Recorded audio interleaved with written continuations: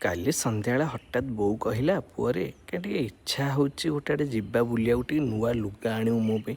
ମୁଁ କହିଲି ହଉ ଯିବି ଆଣିବି ହେରି ଆଉ। କହିଲା ଭୁବନେଶ୍ୱର ରସୁଲଗଡ଼ ମା ତାରିଣୀ ଏଠୁ ଲୁଗା ଆଣିବୁ। ମୁଁ କହିଲି ହଉ ଠିକ୍ ଅଛି ଯାଇକି ଆଣିବି ଆଉ।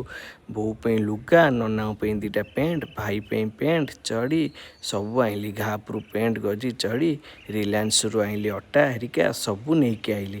ବୋଉ କହିଲା ଏତେ ପଇସା ଦେଇକି ଆଇଛି ଟିକେ ଭିଡ଼ିଓ କରିଦେବା ଆଉ, ଟିକେ ସାଙ୍ଗମାନେ ସବୁ ଦେଖିବେ ଆଉ।